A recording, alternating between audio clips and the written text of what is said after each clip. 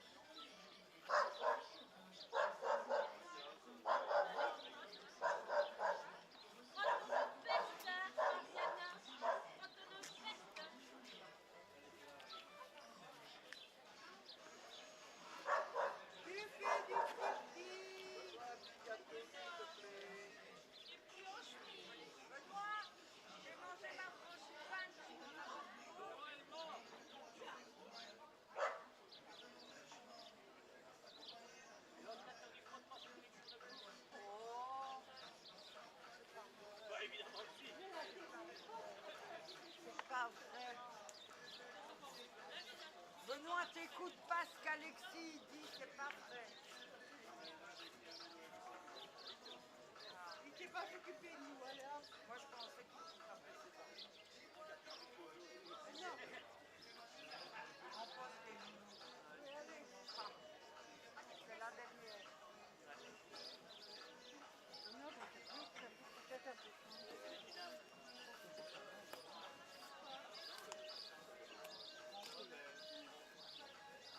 Allez.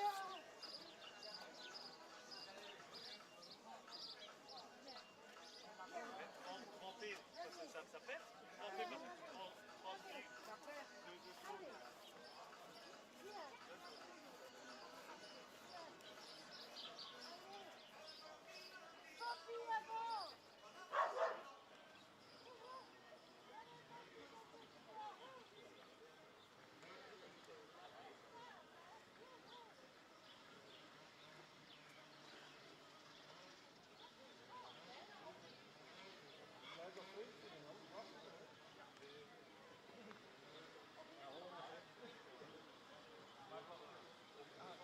Okay.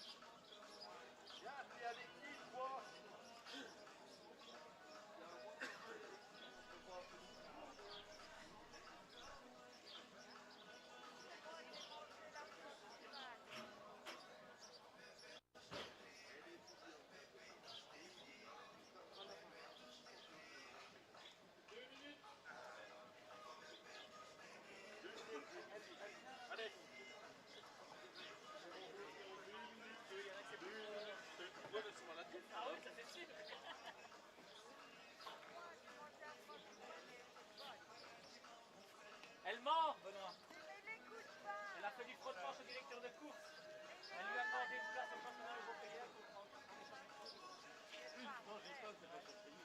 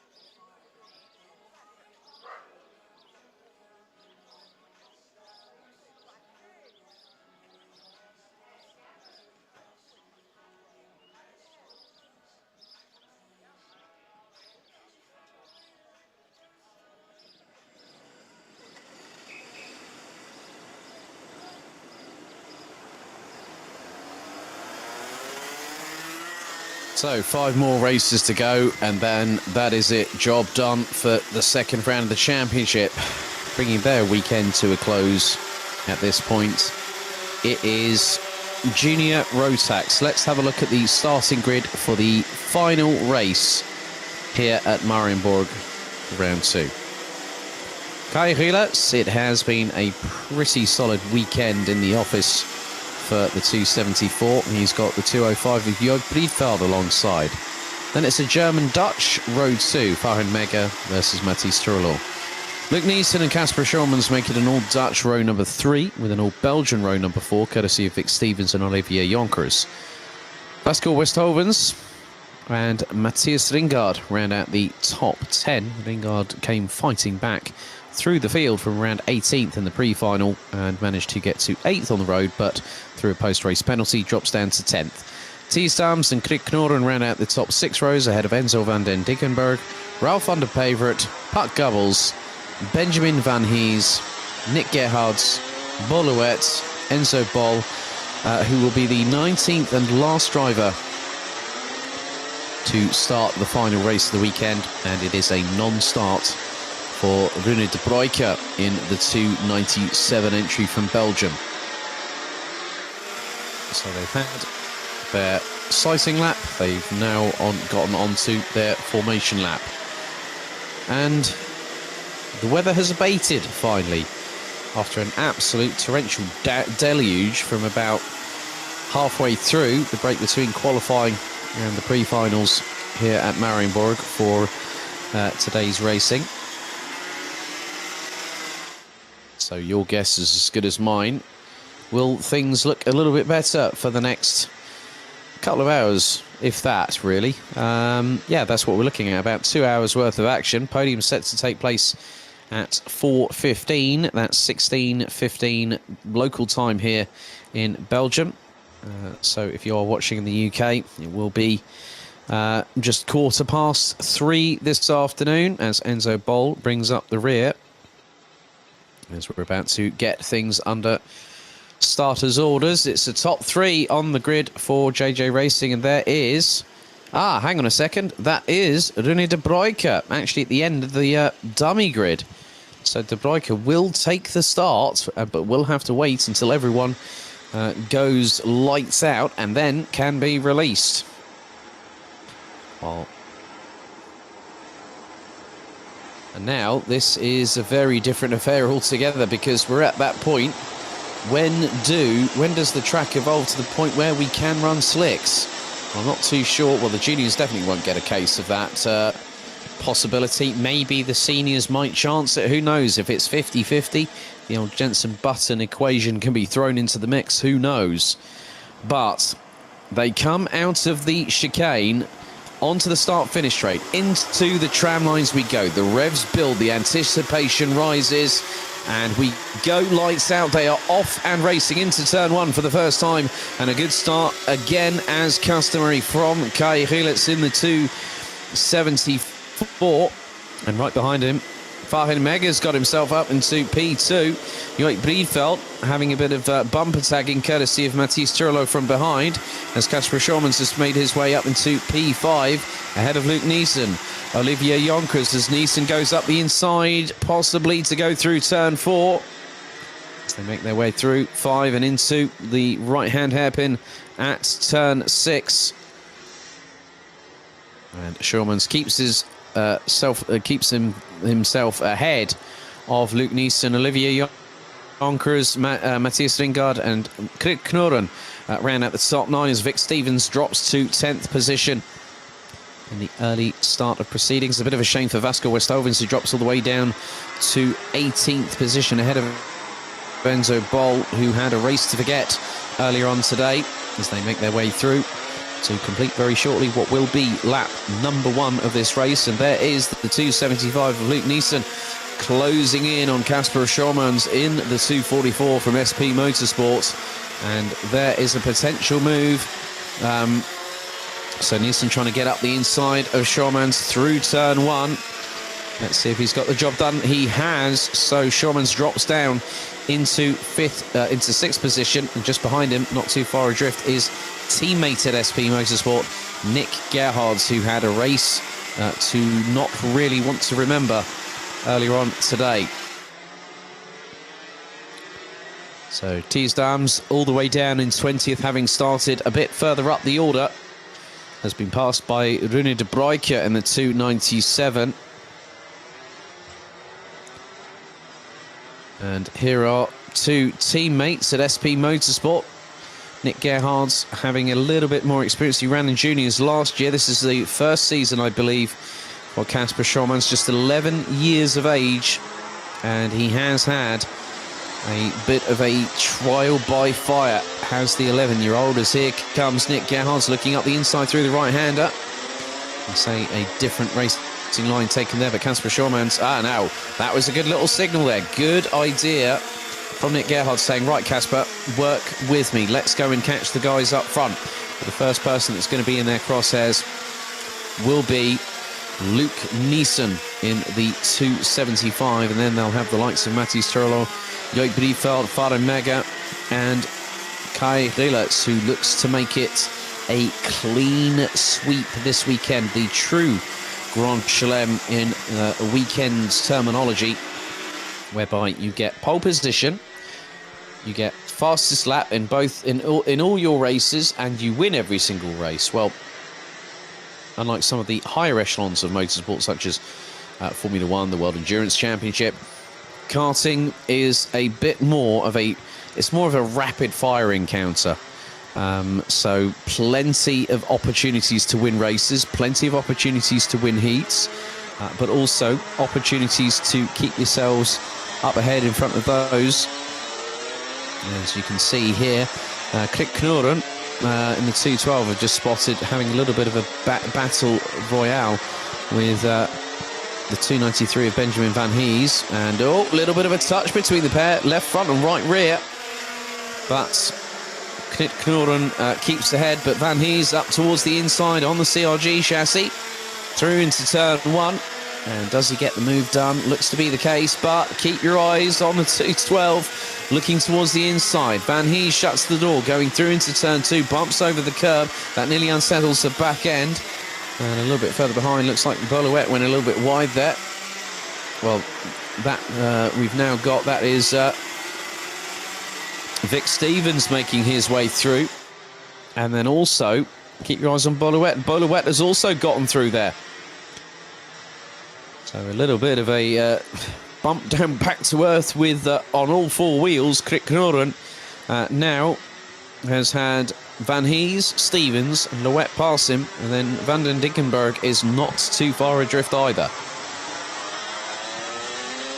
8 minutes and 15 seconds still to go, plus an additional lap, and there is a move. That's the one that was possibly on the cards. And that has just transpired. So Enzo van den Dickenberg.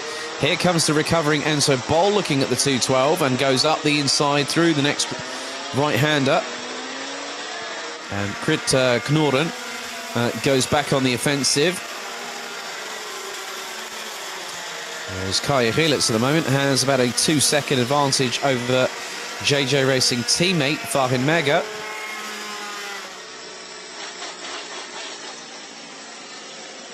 And through into 5. Now into the right-hander here at turn 6 goes Kai Rielers. And into 7, using the curbs just to slow the kart down, not having to use those brakes too much. You can just see, just nudges the car. We've got a yellow at turn 5, a yellow towards turn 2, a bit further around the circuit. So I'm wondering who's dropped out of the bubble, so to speak. Fast approaching the halfway point of this race, and that is Matthias Turlo, who is ahead now of Joik Briefeld. Rielers' lead is now nearly 2.5 seconds.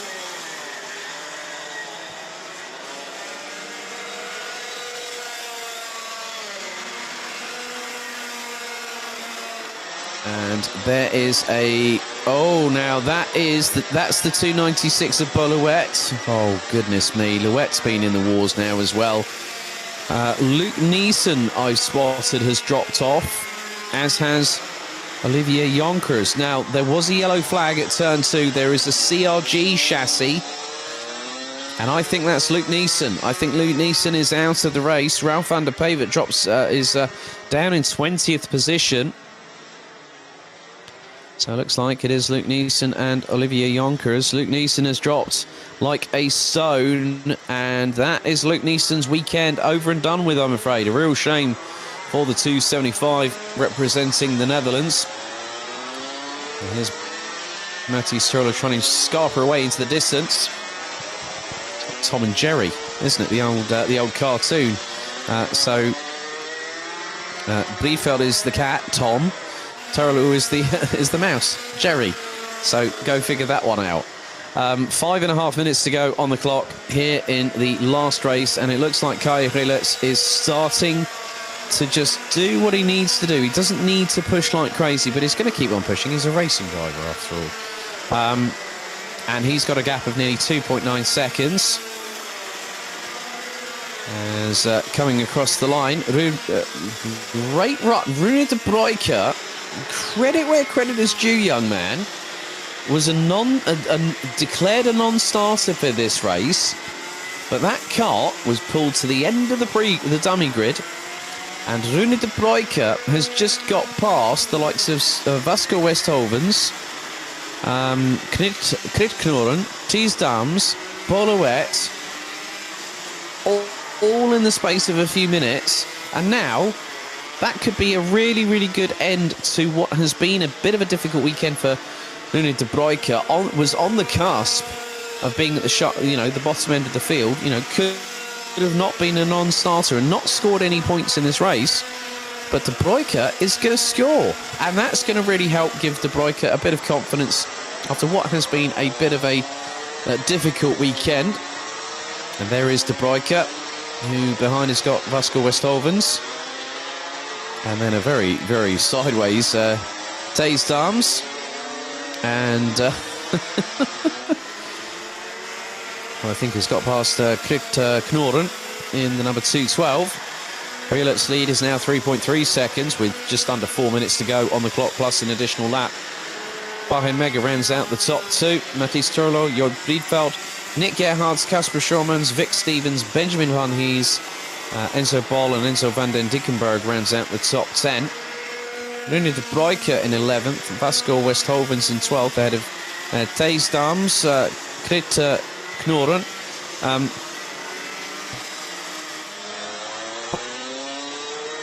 And a real shame for Luke Neeson's race and weekend coming to what we would class in a football analogy here. I know that Euro 2020s are going on. I'm not going to talk about results. I'm not really that much of a football fan, but I do watch international games. That effectively, that Luke Neeson is going for an early shower. Let's say he's being put onto the subs bench. 3 minutes plus 1 lap to go, and it has been one race weekend that Kai Rilets will remember for a very, very long time, because he has not put a foot wrong. He has not really been challenged by a lot of drivers. The closest one that did that put the frighters on him earlier on this year at the opening round, was Latvia's Tomas Stolsamanis. Gap between them coming to this round. Stolsamanis not here. No Latvian representation here this weekend. So it looks like it's a bit of a oops a daisy. Let's play musical chairs, shall we? And one of the drivers is Thies Dams. The other one is Vasco Westhovens in the 291, and they're nearly going side by side into the 90 left at turn 4. But Thies Dams stays ahead of Vasco Westhovens. So a good bit of racing between them there.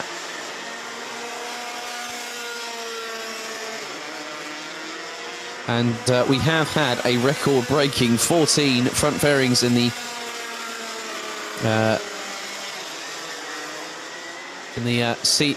senior Rotax pre-final.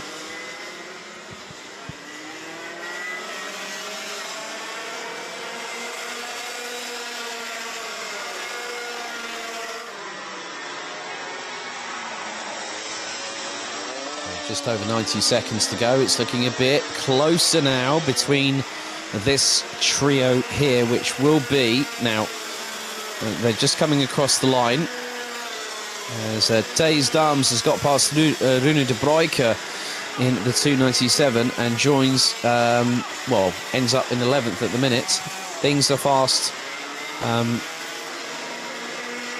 ticking away as we get into the last 60 seconds plus an additional lap of the race weekend. 19 of the 20 drivers still circulating after 9 laps of racing at this 1,388 metre circuit here at Captain d'Espagne. As Kai Hrilets puts us into, well, he put us into double digits. We're now into lap number 11. Times have improved basically because of the fact that there is no excessively hideous and ridiculous amount of rainfall that we've had earlier on today. So the drivers really pushing to within the limits of adhesion here on the circuit. And the drivers now will be pushing right up until the checkered flag. And this driver here, no exception, Kai Hrilets, who will extend his championship lead.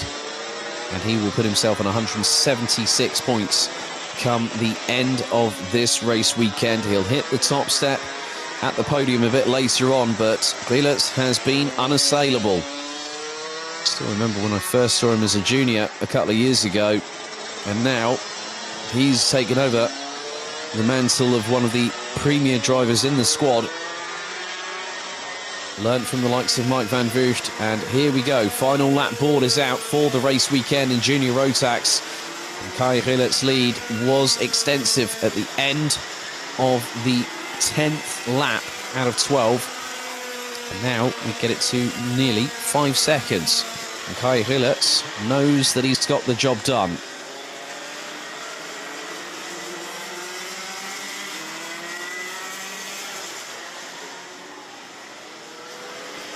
He won a victory earlier on today. He's set the fastest lap, I think, in every single race this weekend, if memory serves me correctly. And he's just corners away through 5 for the final time into the tight right-hander here at 6.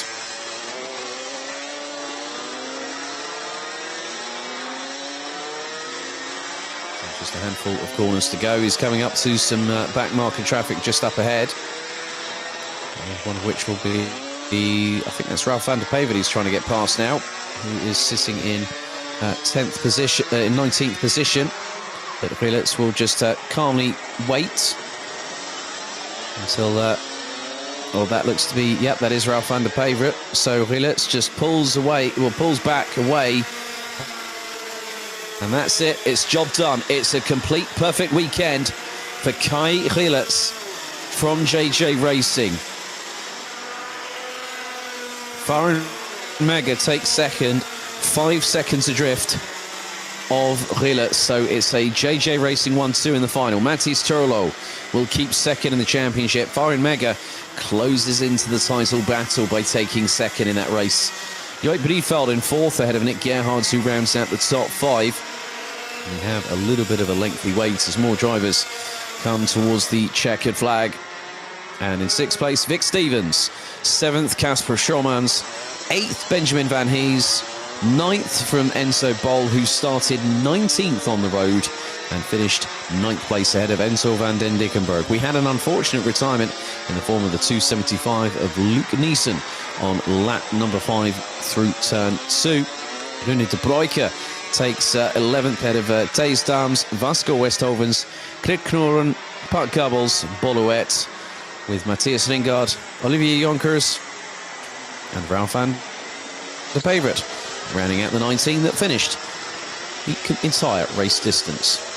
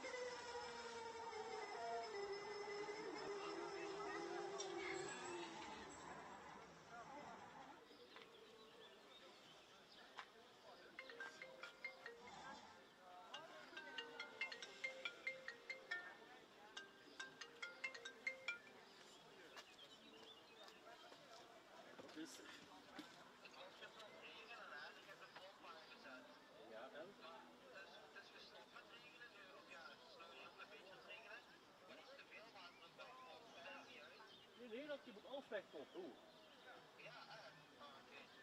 Hoe bedoelt je te veel water? Hoe bedoelt je te veel water en water? Ik vind water.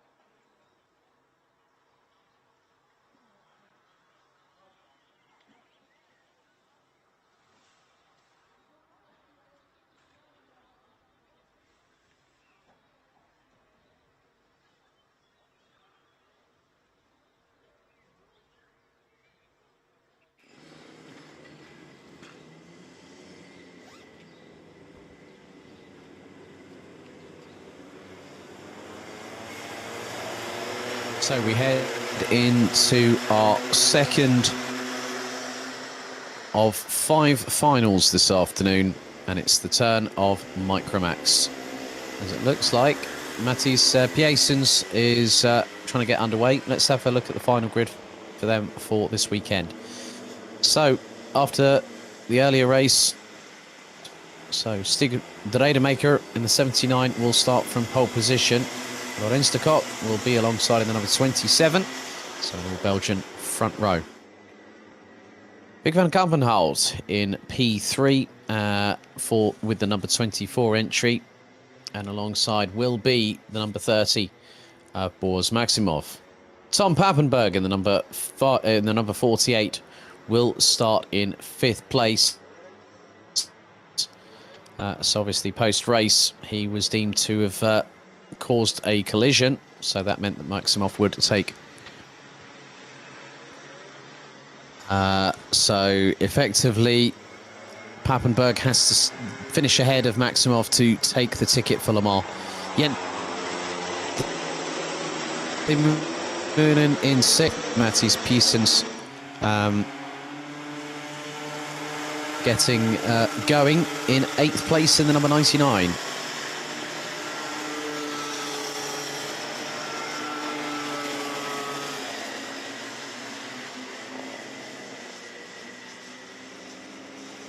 So 13 minutes plus an additional lap to go, and it looks like Mattis Piesens is having some difficulties with the kart from a technical perspective, as we are heading on to the official formation lap here at the circuit.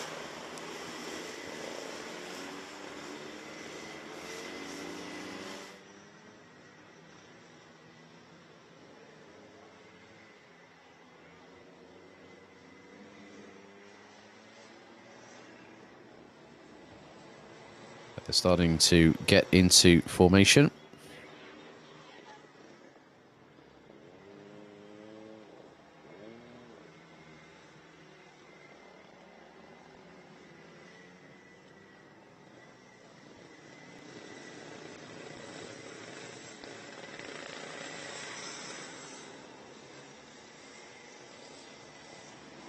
Oh, and there's dramas for the number 12. Lucas Tordeur has just had a moment and is trying to get that cart back up and running, but I don't think that's going to happen because we are about to take the start very, very shortly. So Lucas Tordeur's final get. This is Matthijs Piesens spinning, going to the final sector. So the top 6 make their way through into the tram lines. Are we going to get going? Because looks like we've got a good 24 victory. As it looks like, oh, and there's been a little bit of a touch. And again, Boris Maximov has been involved, whether it's unwilling or willing. So that has really changed things. So now Tom Pappenberg has the initial advantage over the number 30. So effectively, Matthijs Piesens has managed to get going. Lucas Tordeur has not even gotten to the start phase of the race and had technical dramas before we'd even gotten going. It's get rather dicey because now we've got an opportunity for Tom as mine. What is going to happen over the next few moments?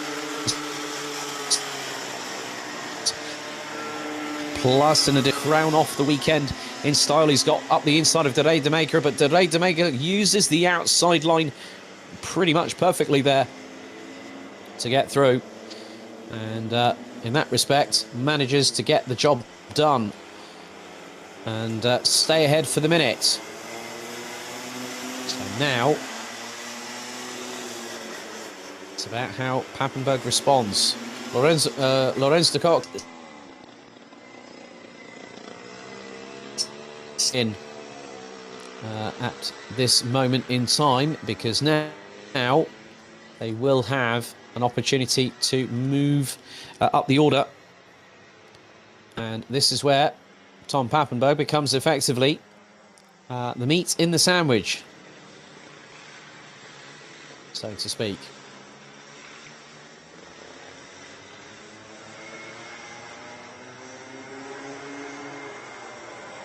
Pappenberg has got the lead. So good job from him to get there and leads the way as we head into the last 10 minutes and 20 seconds.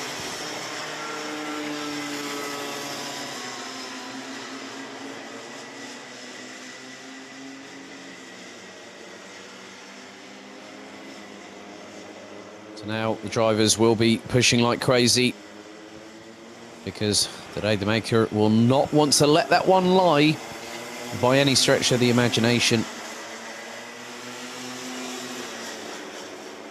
So he leads. Top 3 were covered by just under 7.5 tenths of a second last time out as they had completed 3 laps of racing.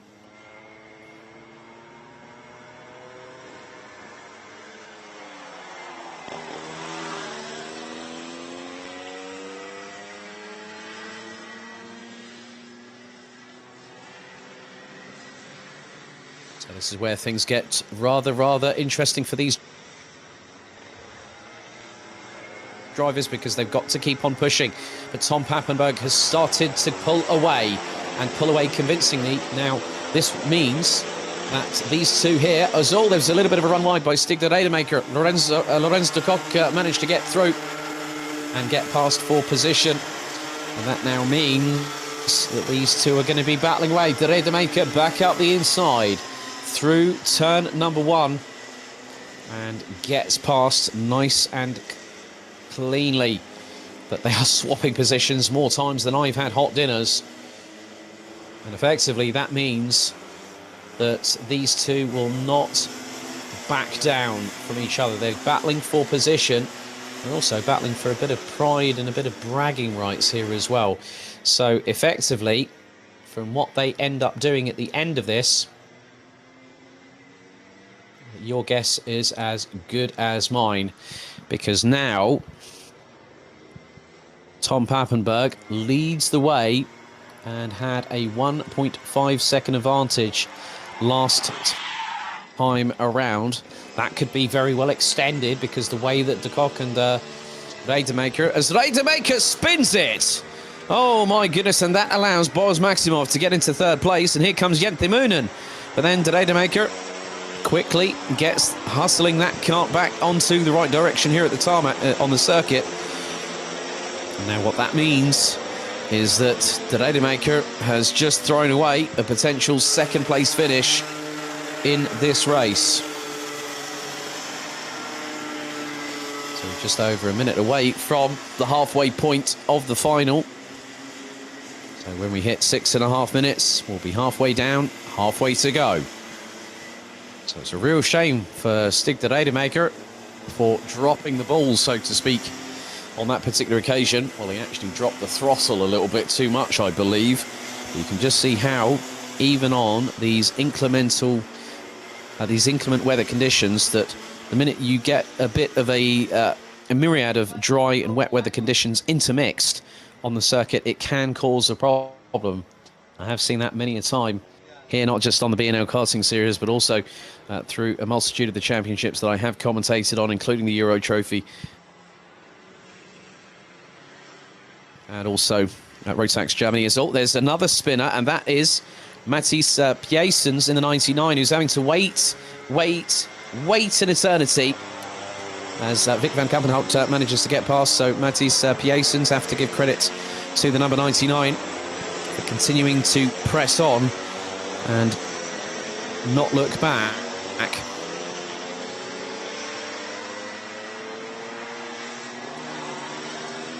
So 6 minutes and 15 seconds still to go. And the driver's still pushing on. Tom Pappenberg has got the fastest lap of the race in his pocket. And that is a 1 minute 18.861 second lap time. So Pappenberg will probably be realising now. Won't realise it fully until it sinks in after he crosses the line. Very, very soon indeed, because Pappenberg has made it work.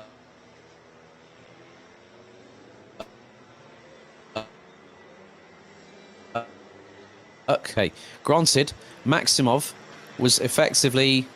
Hang on a second, what were my calculations earlier?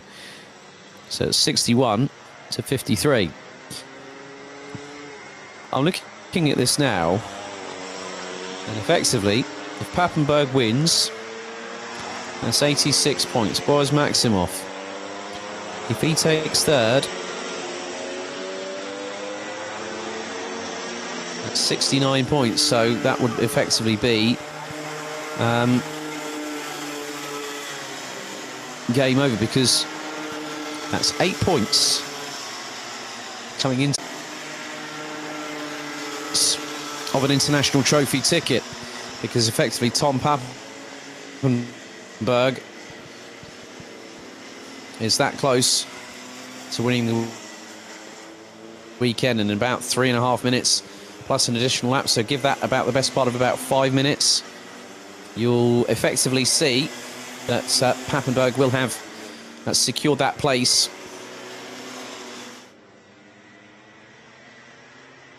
And Pappenberg's lead over Lorenzo de Kock is now approaching the best part of nearly 7 seconds. Boris Maximov.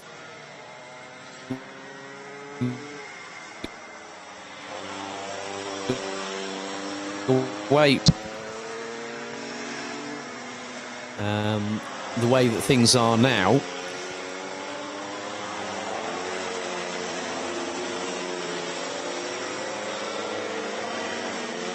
I mean, effectively, that if Tom Pappenberg was in fourth and Boris Maximov had won the race, that would have been a 4-point victory had that happened. Because effectively it's 13 points for fourth place. We head into the last 2 minutes plus an additional lap of this race weekend, and there is your race leader, Tom Pappenberg. He took pole position yesterday, and he went on to win both races. And amidst the myriad of difficult conditions, obviously what happened in the pre-final, well, that's now past tense. We're looking at now, and what is looking rather bright in this young driver's future, because to have the opportunity to race at the Circuit Alain Prost, Le Mans Karting International Circuit, based just outside of Circuit de la Sarthe, the home of the 24 Heures du Mans in Pays de la Loire. It's going to be an opportunity and a half, because now, with 1 minute and 5 seconds remaining, we head on to the penultimate lap of this race. Tom Pappenberg has been running consistently in the lower half of the top of the 1 minute 18s. He's now just put in a 1 minute 17.5 as he heads through into the far part of the circuit, through 5, into 6, taking a wider line, using the momentum carry through the corner, through into this nice little bit here, into the next left-hander, or another left-hander greets him, decides not to use the curb there, and brings the car wide to the right, or going through into the chicane.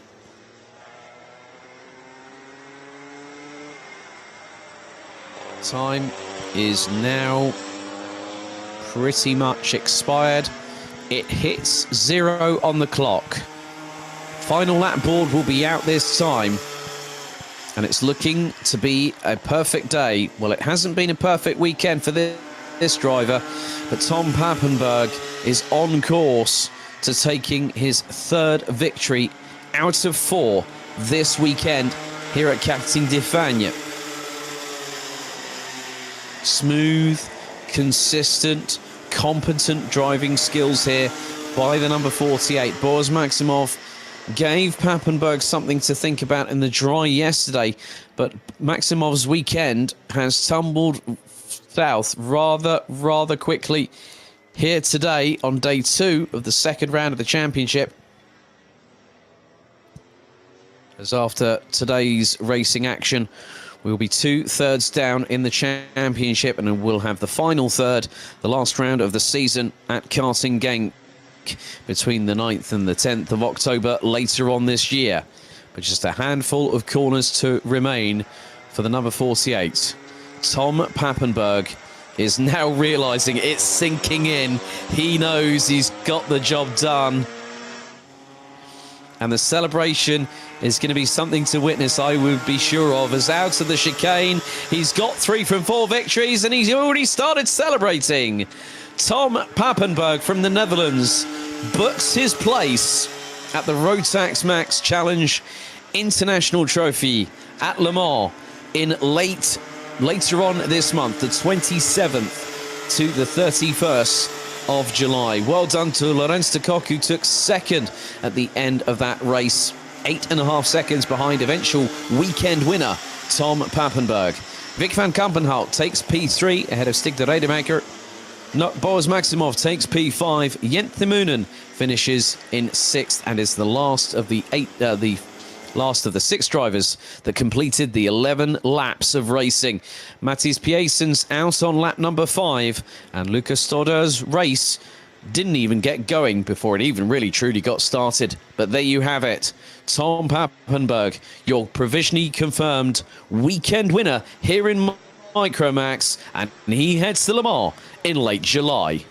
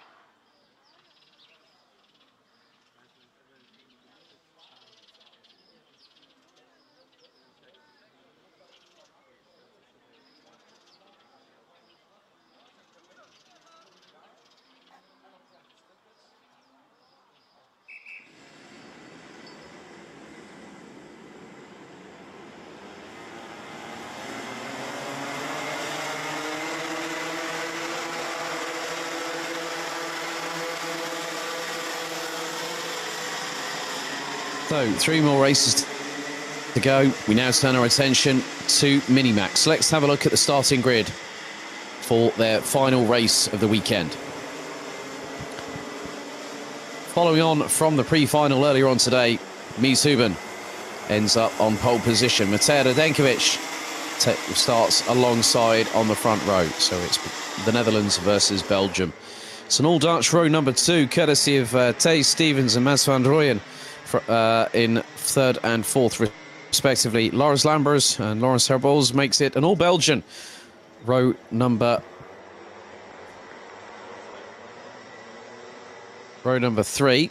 Tino Sidler and Mick Vandenberg round out the top 4 rows, with Max Swiderski and Thomas Verheyen rounding out the top 10. Now, the interesting thing is we've just had a red flag drawn. So Jake Menton, Kans Tobben and Ruben Verheyen rounding out the 13 strong, so they're going to pull them. So effectively, they've just red flagged the session, and the drivers need to stop.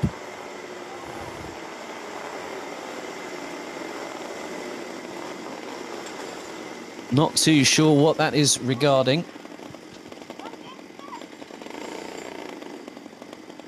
So red flag was drawn.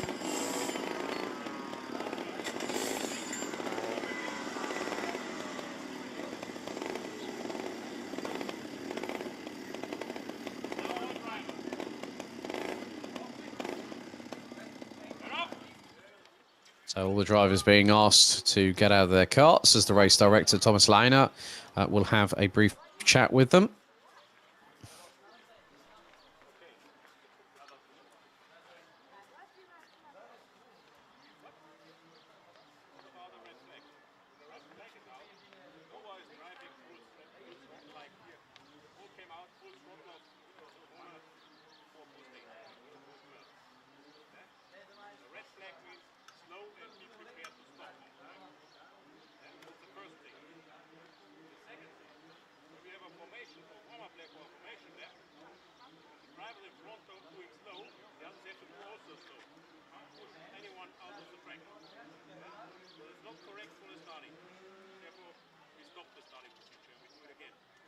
Next time that happens again, the driver that pushes another one out gets a black flag. Okay?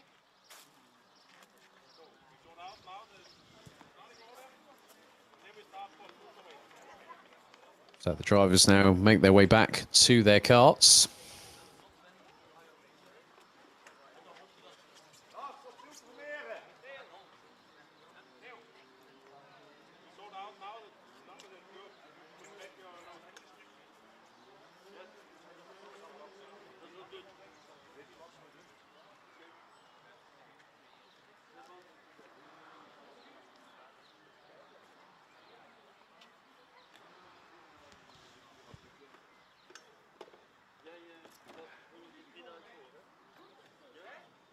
So a little bit of fetting at the front of the 198 of Laurens Herbol's cart there.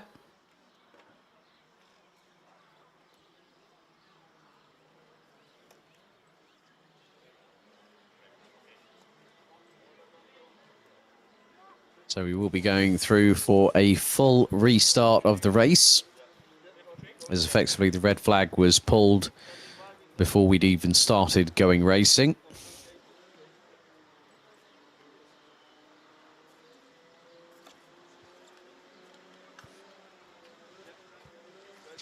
So they're just swapping around Mats van Rooyen and Laurens Herbols. So Herbols due to start from 6th position.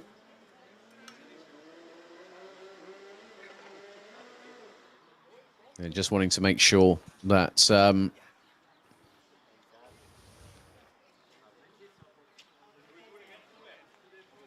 want to effectively make sure that everyone is in the right position before they send them on their way.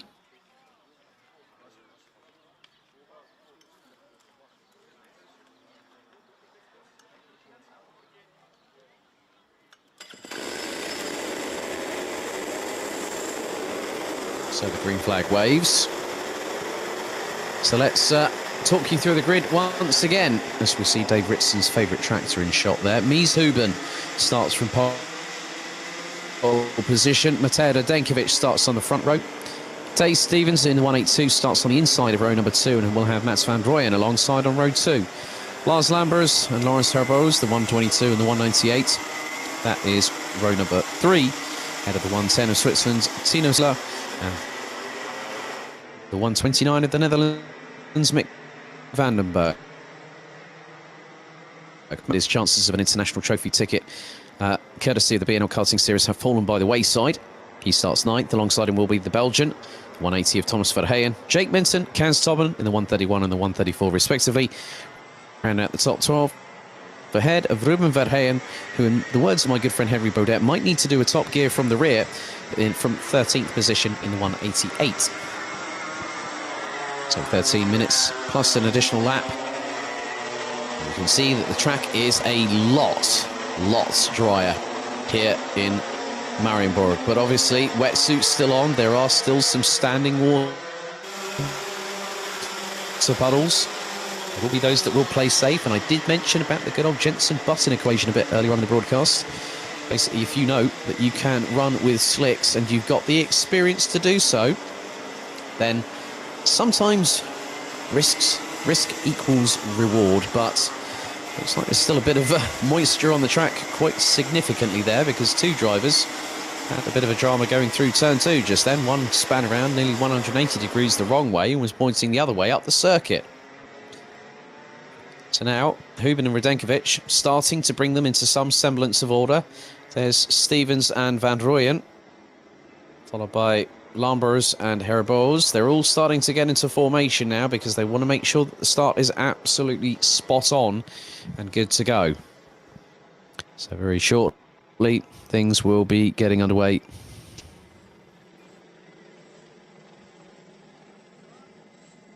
However, there they are. All 13 of them now in formation, ready to go racing. We are just literally a few seconds away from getting things going for the third of 5 finals here this afternoon. We're nearly at the business end of the second round of the championship, and then we'll head on to round 3 in the second weekend of October, and that will be the 9th to the 10th. So it is Huben and Radenkovic controlling proceedings on the front row as we are about to get going once again here at this 1,388 metre circuit here at Mariembourg. So let's see. They split. They now head into the tram lines. Up the rev range we go. The lights are about to go out and we are racing. And it's a good start again from Radenkovic, but look at the pace. Oh my goodness me, Van Rooyen already trying to go up the inside of Radenkovic going into turn 2. He literally split the pair of Radenkovic. Give a bit of a bump off of the curbs that pitches him sideways, and here comes Lawrence Herbos. It's too wide, a little bit further back just behind. And Radenkovic has lost out of the lead. Radenkovic now finds himself back in second position, but this time it's not behind Mies Huben. This time it is behind Mats van Rooyen. And now Radenkovic has got the lead back. Huben back up into second place. And there's more moves on here than on a dance floor at the moment in a nightclub under the current pandemic situation, I'm afraid. So Radenkovic starting to streak away into the distance. Now, the times will be very reflective of how hard the drivers are pushing, but also what they've decided to opt for. Some will have gone for the safer option. Radenkovic puts in a 1:09. Already that says to me, it sounds like the field is on wet weather tyres. Sometimes you do have to go safe, sometimes you do have to go brazen and bold, but with the amount of moisture being swept away to both sides of the circuit, there is a dry line forming. So some of the drivers might have decided, you know what, I might chance it and go for slicks, but that would be a very inspired and very, very brazen choice at this particular juncture, because going through into turn 4, there is a puddle and a half and then some of standing water. You can just see that some drivers again, going on those different racing lines. And one of which is the driver in 4th position, which looks to be more than likely either one or two people, Laurens Herboz or Mats van Rooyen. We're going to see very shortly who that is as they come through the final double right-handers. So Huben, and that looks to be, I think I did clap eyes, that might have been Mats van Rooyen, but I'm going to wait until they come across the stripe to just confirm that. And it was Herboz, I thought it might have been. I wasn't too sure. The 103 and the 198 numbers look very similar when they're at exactly the same distance on a circuit. And it looks like the two at the front have gone on slicks. Radenkovic and Huben, I think, might have gone on slicks. Big thanks to Kernstadt, Carol's dad. So that's why they're starting to pull away. The gap already between Radenkovic and Huben is now 2.5 seconds, but look at the gap behind. Van Rooyen, 2.4 seconds down off of Huben. So the way things are going, those wet weather tyres could start slightly incinerating themselves in terms of degradation. The minute you put a wet weather tyre on dry, as Swiderski has been on a real binge of speed, and now he's made his way past Taze Stevens, and Swiderski running in the 110s. Well, Swiderski now runs in the 109s. Radenkovic is in the 107s. The times are rapidly dropping. The track is coming into the favour of dry weather tyres. Now, even with the temperatures being around about 19, 20 degrees Celsius, okay, there's not a real Azul. Now that's Swiderski off. Swiderski's off the track. Now he was pushing like crazy, and he's just caught himself out there, I believe, coming through in towards turn number 3. So Swiderski's race weekend has been dealt another difficult blow right there and then, courtesy of that off-track excursion at turn number 3. So at the moment, Ruben Verheyen ahead of Thomas Verheyen, who rounds out the top 13. And as things stand at the minute, Radenkovic is on course for taking that international trophy ticket. The thing is that Swiderski and Huben's already got his. Swiderski was hell-bent on getting one, but Radenkovic has done exactly what he's needed to do. He's kept ahead, he's stayed ahead, he's not placed outside of the top 2 all weekend long, and he's also secured both pole positions in the process. He's running in the 1 minute 7.4s. Mies Huben, 107.6s. Everyone else is about 3 or so seconds, nigh on 3 seconds off the pace. So straight away there is a tyre differential there that screams volumes. And the thing is that if anyone might remember Jenson Button's Canadian Grand Prix escapades, when he decided to chance it on slicks earlier than anyone else and managed to pass Sebastian Vettel on the final lap of the race, that was an inspired choice. But you can also see it here. That's one of the things with this middle ground reference karting. It's always a case of, if you gamble, does it pay off? And I've seen it pay off spectacularly well. I've also seen where it's been completely the wrong choice to make. And sometimes you might rue that decision. Max Swiderski, I think, might have just come a bit unstuck. And his weekend has really been dealt that sort of blow. And you can see that Tino Sidler is on wet weather tyres. I'm just looking for any sort of patterns I can see.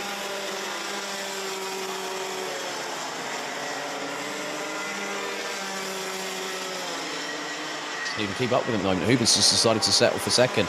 He's 7.2 seconds adrift is Mies Huben. Laurens Herboz.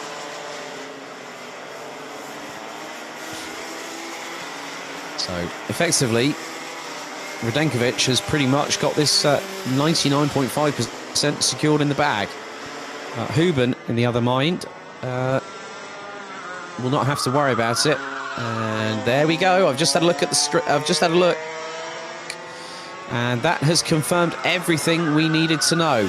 Radenkovic on slicks, Huben on slicks. There is some activity going on in the pit lane, because I'm going to be honest here, This looks probably pretty good for some slick shod racing.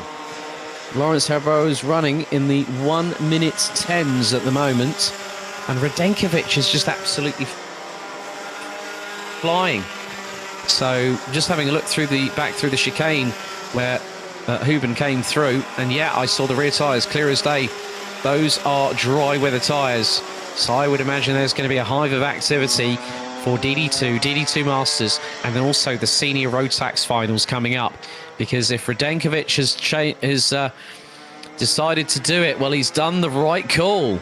He's done the right call. An initial bit of handling characteristics would change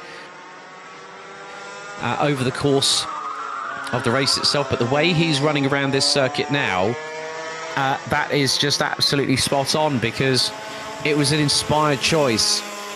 And now his lead was 8.1 seconds ahead of Mies Huben. Huben's yet to cross the line.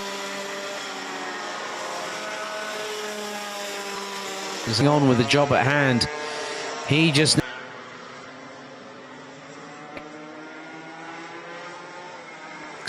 to keep on. He just needs to get to the end of this race, and then it is job done. That is it, all she wrote. So Tom Pappenberg has taken one of the tickets, and also one of the other things is that Radenkovic is on course to get his.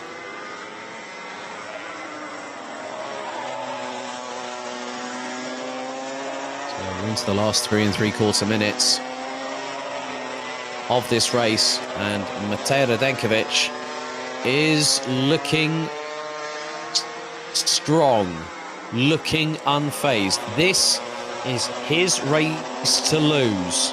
And the thing is that Max Swiderski, no matter where he finishes, will not challenge Matej Radenkovic. As much as I would love to see a great battle between Max Swiderski and Matej Radenkovic, the problem is that Radenkovic doesn't need to worry. Radenkovic just needs to come across the checkered, take the flag, and then just celebrate like it's 1999. You know, he'll have done a fantastic job all weekend. You can just see how quickly that water residue that he just drove through going into that chicane, how quickly it evaporated. And now you can see there's no standing water going through into the apex of turn number 1 like we had a couple of hours ago. Turn 2, it's nearly dry as a bone there. A little bit of surface moisture on the outskirts heading into turn number 3.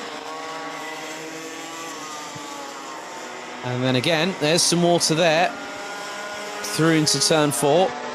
Radenkovic comes through it all, and no problems there whatsoever. And effectively, that means that Radenkovic and whoever helped him make that call, whether it was his dad, that was an inspired decision.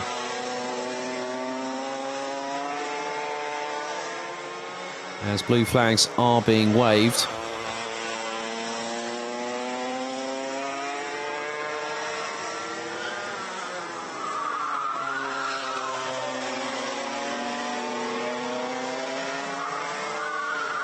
There's Mies Huben, a solid weekend for the young Dutch driver.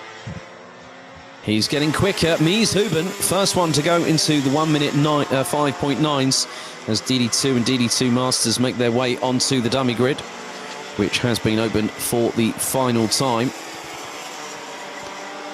But it has been a pretty convincing run. Now, even if he finishes second, I'm sure that Matej Radenkovic would not mind that, but he wants to win on a high, very much in the same fashion that Tom Pappenberg did earlier on for Micromax in that side of things. And effectively, that has assured Radenkovic of a chance to compete at the Circuit à la Poste in around about just over 3 weeks' time.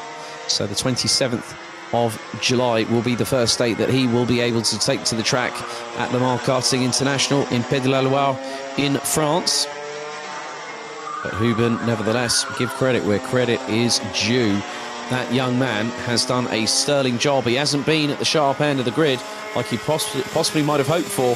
However, he still has done the business and has kept himself in contention for some good points this weekend for Mies Huben.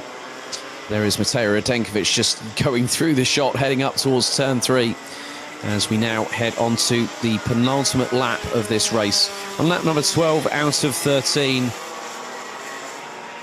It's now a case of just bringing the carts home. There is Mick van den Berg in the number 129, running in 9th place. Mats van Rooyen, his weekend has gone from bad to worse, unfortunately, in the final race. But we've hit 0 on the timer. That is it. As Mies Huben looking to get past Mick van den Berg before he gets onto the final lap. And at the moment, Mies Huben has been chasing down Mateo Radenkovic and took over 7 tenths in the previous lap.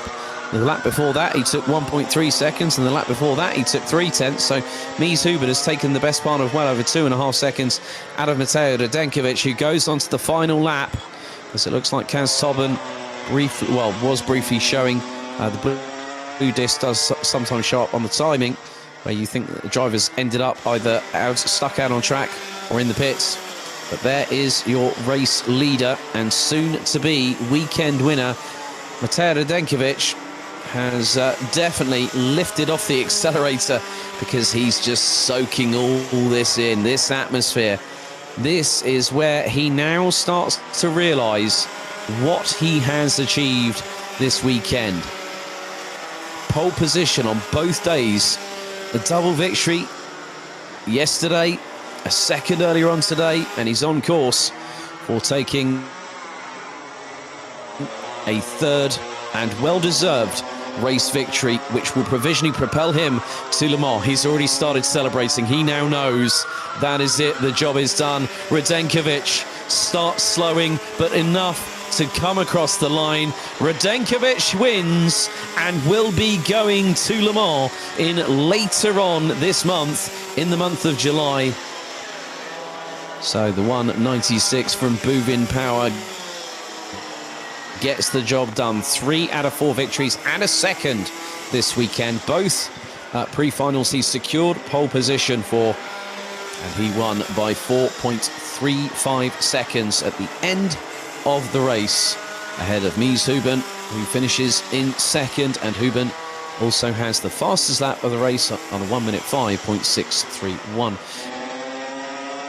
Mats van Rooyen unfortunately retired with on lap number 10. But Radenkovic takes the victory. Mies Huben takes second. Lawrence Herboz crosses the line to finish in P3. There is Radenkovic himself. Tay Stevens in 4th. Tino Sidler in 5th. Jake Minton rounding out the top 6 positions. Or will it be Lars Lambers? It will be Jake Minton very shortly, who crosses the line in the 1:31 entry.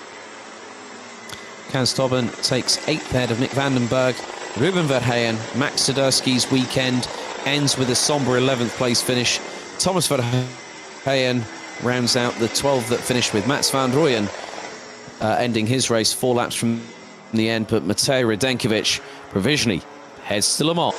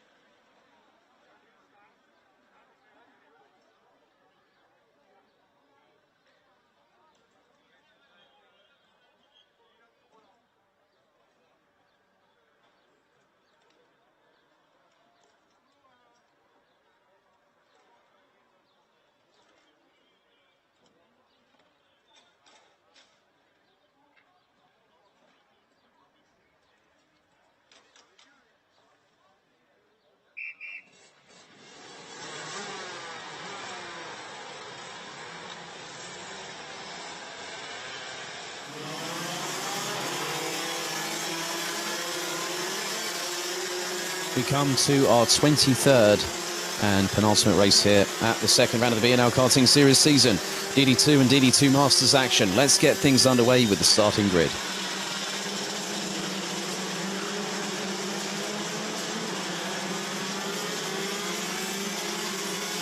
Trees to his credit this weekend.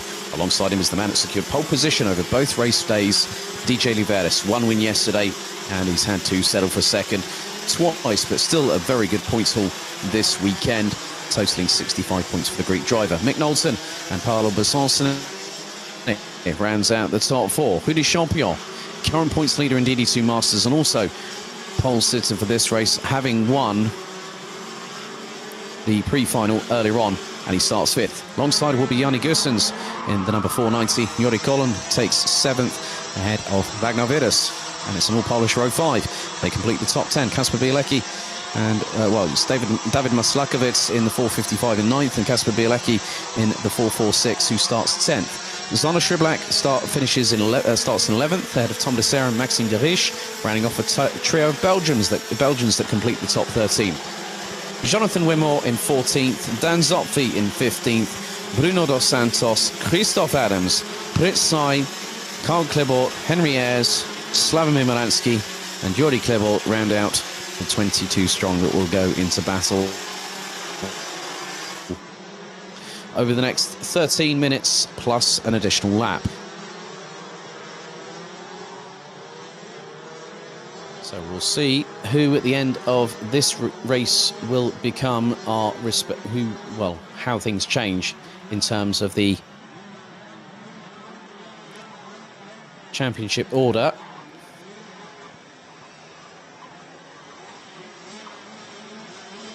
So it'll be down to Van Parijs and Liveris. They'll be the ones at the front of the field. Knowlton and Besançon just behind them on row 2. Champion and Gussens, row 3. Colin and Virus, row 4. Maslakovic and Bielecki, that's your top 10. They now start to come through into the final chicane-style complex here at the 1,388-metre circuit. Captain de Fagne here in Mariembourg in Belgium. So now they start to gather pace as they come out of the chicane. They will start to build the revs incrementally and then hit the hammers down hard as we are about to go racing. Are we ready? Are we steady?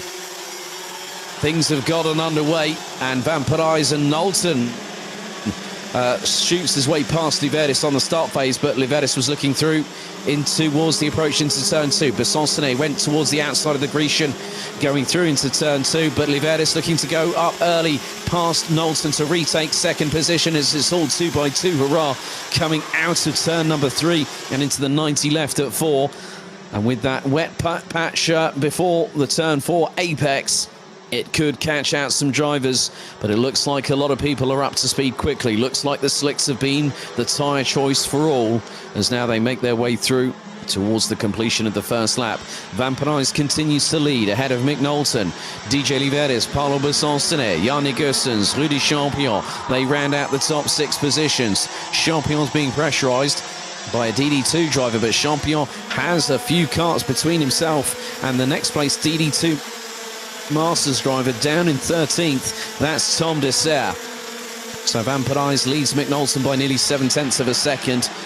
And they are running in the 59, well, at the front of the field, Van Parijs running in the 59.1s. No surprise there, he will be on dry tyres. He will have seen what Radenkovic has done and will have asked Radenkovic, or somebody from Radenkovic, saying, how are the slicks out there?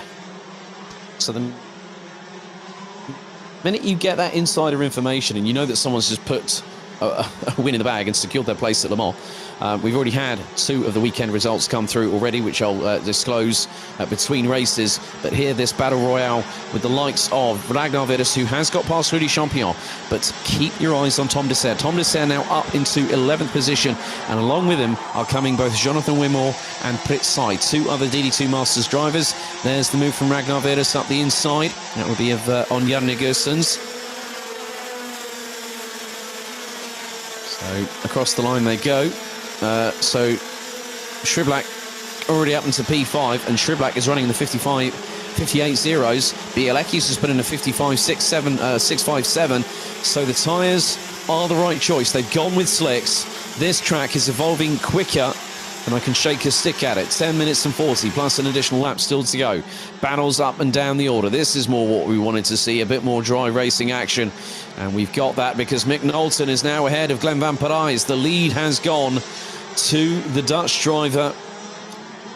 And with regards to the Euro Trophy, he was the inaugural runner-up in Senior Rotax back in 2018. That has not fazed him going into DD2 and proving his worth. He's still got a bit more time ahead of him, has Mick Knowlton. Glenn van Parijs has well established himself as a tin-top racer in Porsches, as DJ Liveris up the inside goes through to second position. Paolo Besancini from KMD Le Mans is quickly closing in on the 401, the defending champion, now down into third place, as there goes Besancini up the inside. Ooh la la from the Frenchman. And here comes Zana Shriblak. Oh, the old rivalry. They were stablemates. They're still good friends off track. Here comes Zana Shriblak up the inside through turn 5. Oh, that's a repeat of what we saw earlier on in the season. A little bit of a clash between them. And I'm sure, now if memory serves me correctly, if anyone might remember that last lap exchange that we had a few months back in Genk, where the exhaust came off of the top of the kart for Glenn van Parijs. So that might have been, I'm not too sure if there was contact. It was very difficult to see from that angle. But now, what this means, I mean, the thing is that Glenn van Parijs, in my honest estimation, doesn't need to win the race. However, he will want to win the race. I'm looking at it from a championship perspective. I'm looking at it from an Alain Prost kind of mentality that, okay, Glenn van Parijs now finds himself in 5th position. 5th position is still going to score him 10 points. He's had 2 victories, he's had a 3rd, and if he gets a 5th, that's a pretty good points haul if you ask me. That is effectively, what, 76 points this weekend? So 2 victories, that's 50 for the 2 of them. A 3rd place, that's 16, that's 66 points. And then, yeah, and add another 10. But it looks like the likes of Ragnar Virus wants to get past him. And van Parijs might not oblige on that rather easily. He'll make that cart as wide as possible. We saw that in the pre-final a bit earlier on today between him and Liveris, because the thing is that you get drivers like Knowlton, like Liveris, like Besancini, who are fast. You also get people like Glenn van Parijs who are able to provide, and they also have that kind of their own respective strategy on how they look forward in terms of racing. You know, are they looking 2? Are they looking 3 corners ahead? Have they decided, well, is this gamble something I should have done? Or is this a gamble that I maybe shouldn't have taken because now I'm the one that's on the back foot? And on the back foot, Glenn van Parijs is clearly at that point. But it's about how he responds. Arne Shriblak, though, is the fastest driver out there. He's just done a 56.4 flat, and look how close he is now to Paolo Besancini. Shriblak was just over 0.3 of a second. That track is nigh on bone dry in the majority of the circuit. They are on slick tyres, and now Liveris, earlier on, a couple of laps ago, got past Glenn van Parijs, and then Besancini decided to follow through behind the Greek driver. Now they're into turn 2. Just look how dry that track is. That's perfect for slick tyres, and now the pace is coming to them, and it's accelerating. Liveris has just put in a 56.5, but Glenn van Parijs on cue has started to fight back, and he's just put in a 56.2. He is now trying to close in on Zander Shriblak as we're about to hit the halfway point of this final race of the day here at Karting de Fagnes in Mariembourg for the second round of the BNL Karting Series. Knowlton holding on ahead of Liveris. But Liveris wants to get that victory. He wants to get another one to his credit, so he can say, well, I got 2 poles, I got 2 race wins when I got into Mariembourg, so you know, at least at the end of the day, he will not see this as a bad weekend in the office at all. So 6 minutes to go. The battle well and truly on. The war has yet to be won because that will be decided at the tail end of this season. And it will take place at the home of champions, Karting Genk. 9th and 10th of October is where we crown our 2021 champions.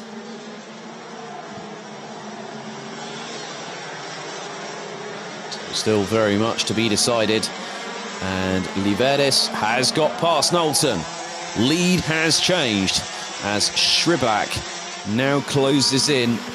He's honed in on Paolo Besoncenet. Schribak looking to strike. Gets a little bit tighter into turn one than the French driver from KMD, running on the Sudica chassis. But it's getting closer and closer still. And there's the move from Zana Schribak. Waited and just outbraked Besoncenet into that nice little sweet spot at turn number 3. And Besoncenet unable to respond accordingly to instantly counter-attack. Glenn Van Parijs has been closing 56.074, but of all the people in this race that have set the fastest lap, keep your eyes on 7th place, Rudy Champion, DD2 Masters, reigning champion, and there he is. He has closed onto the back of Ragnar Veres. Rudy Champion has got the fire well and truly lit in the belly, and he is a considerable margin ahead of 10th place driver Jonathan Wemot. Now, if memory serves me correctly, we actually had a French 1-2 in one of the races in DD2 Masters. So it's looking on course to be the same once again here today. And this is where things will get interesting as we head into the last 4 minutes, plus an additional lap of this race. We've still got senior road tax after this one. Van Parijs senses a bit of French blood in the water as he sees that he's got Paolo Besoncenet ahead of him, and closing in on the 401 is Ragnar Veres. Ragnar Veres. Jarni Gustens and Jody Collin are also close.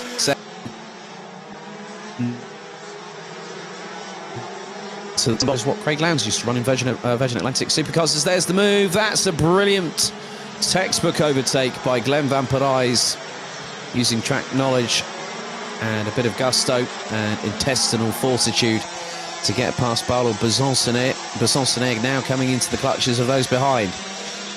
And there is Ragnar Veres, Rudy Champion, Jarni Gustens and Jody Collin have joined the party.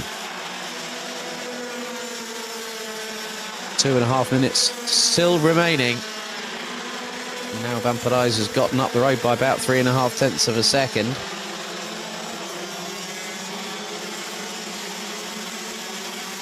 DJ Liveris wants to cap this weekend off in style here at Karting d'Espagne, and he's done exactly that. He wants to go out with a bang, and he wants to go out with a victory here in Mariembourg. So as always, DD2 Masters, very, very closely packed at the best of times. And you can see that when you have the likes of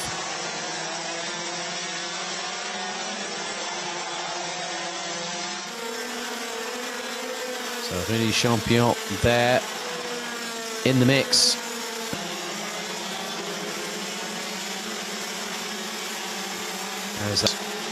And that was nearly an opportunity there.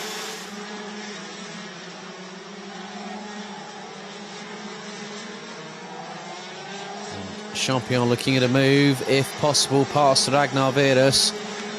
That'd be absolutely brilliant if we have a DD2 and a DD2 Masters driver, both from France, in the top 6 come the end of this race. It's fast coming to its conclusion though, because we've got just over 50 seconds remaining. DJ Liveris has checked out.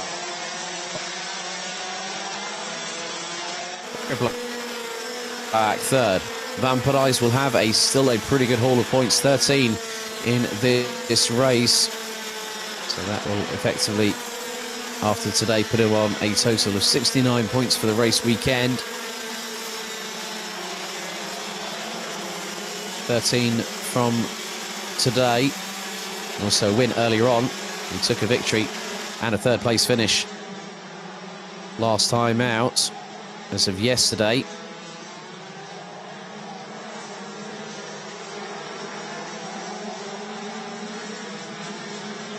As there goes Ragnar Virus, scything his way up the inside, and here is Jordi Colin, who's closed in on Rudy Champion now. That is Besançonnet that has been dropped by Ragnar Virus. Besançonnet trying to hang on. Time is hit 0. We're going to be on to the 15th and final lap. Liveris has just taken that board as here goes Rudy Champion up the inside of his countryman Paulo Besançonnet. And there goes Jordi Colin up there too. And Besançonnet trying to hang on, but again, it's come under fire. Champion runs wide going through turn 3. That opens the door for Jordi Colin to now take the place. So that effectively becomes P6 on the road. But the final lap board has been shown. This man here, I'm so pleased to see him back in the championship, even though it might be a one-off appearance. But you know that he's already thinking about what celebration he's going to do. Because effectively, DJ Liveris has done the business here at Mariembourg, and he's nodding. He now knows it's job done. Liveris, the Minotaur, is back in the BNL, and it's so good to have him back here. Mick Knowlton rounds out the top two. A good solid effort for the Dutchman.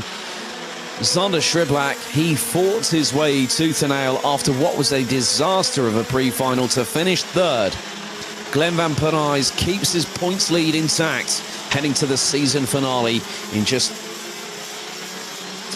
over 3 months' time to Karting Genk, the home of champions.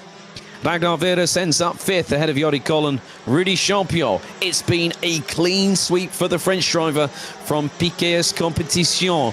A full weekend of triumph in terms of 4 race victories here this weekend. He keeps his points intact here. A full maximum score makes him a pretty dangerous man heading into the final round of the season.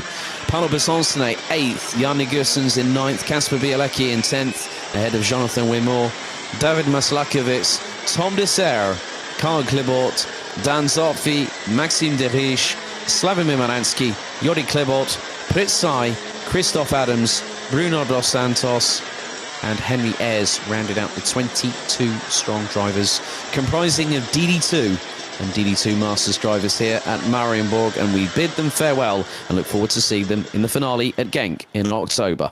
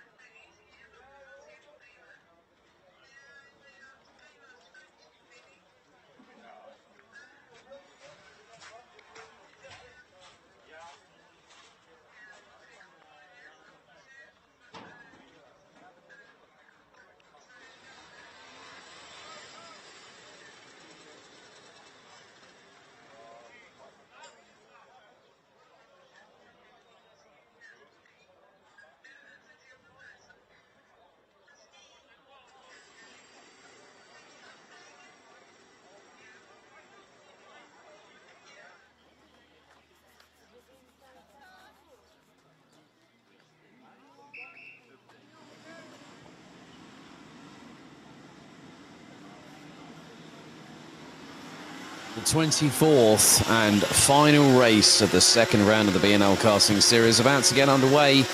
Track is primed and dry with slicks adorned on all karts heading onto the circuit. Let's have a look at the grid for the final time of asking here at Mariembourg at Karting de Fagne.